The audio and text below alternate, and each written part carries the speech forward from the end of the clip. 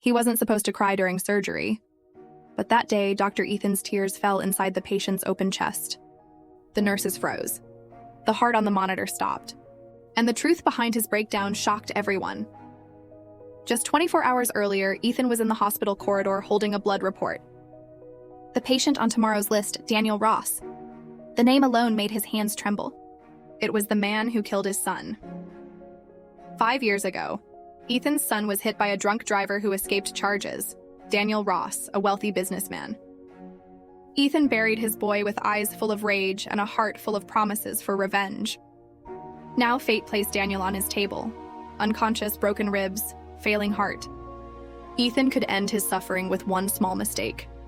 Just one slip, but his oath echoed, "Do no harm." As Ethan prepared instruments, he heard a soft whisper in his mind, his son's voice. "Dad, save him. Don't become what hurt us." His eyes filled, mask hiding his pain. Scalpel in hand, he cut through layers of flesh and pain. Every heartbeat echoed like his son's. Nurses exchanged worried glances.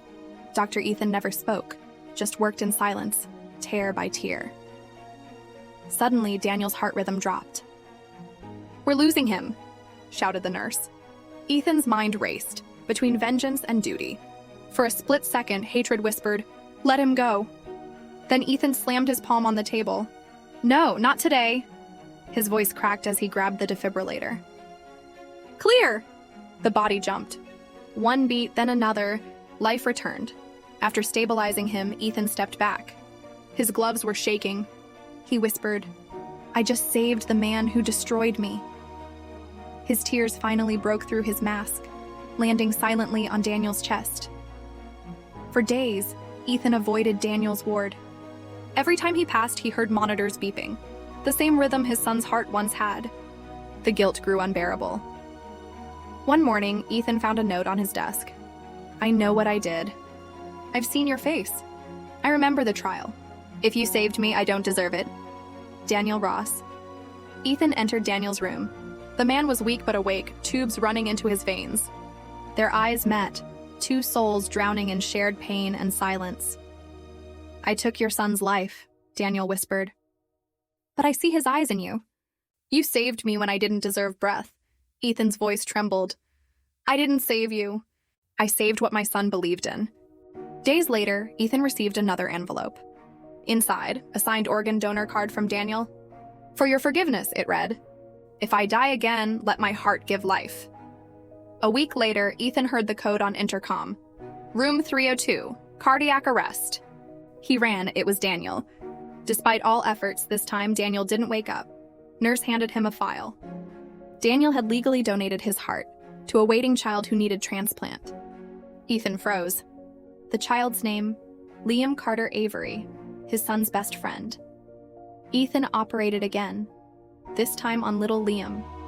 As the new heart began to beat, Ethan whispered, "You gave your heart to innocence. Maybe this is forgiveness." When the surgery ended, Ethan stepped outside. The sunrise touched his face, and for the first time in years, he smiled.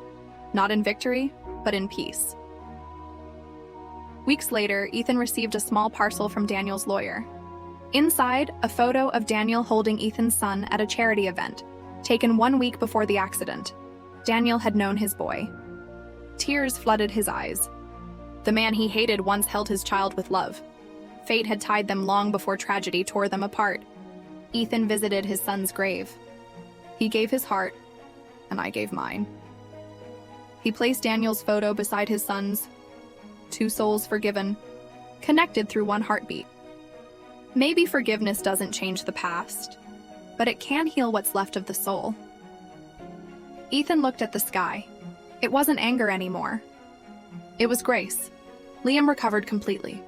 The local paper read, "Doctor saves child with heart donated by his enemy. The world called it a miracle. Ethan called it redemption." A small ceremony was held. Liam hugged Ethan, saying, "I'll take care of this heart, Doctor." Ethan smiled with tears, whispering, "That's all I needed." As Ethan walked away, he felt two heartbeats, his son's and Daniel's, both alive in the rhythm of forgiveness. He whispered, Rest now. We're finally free.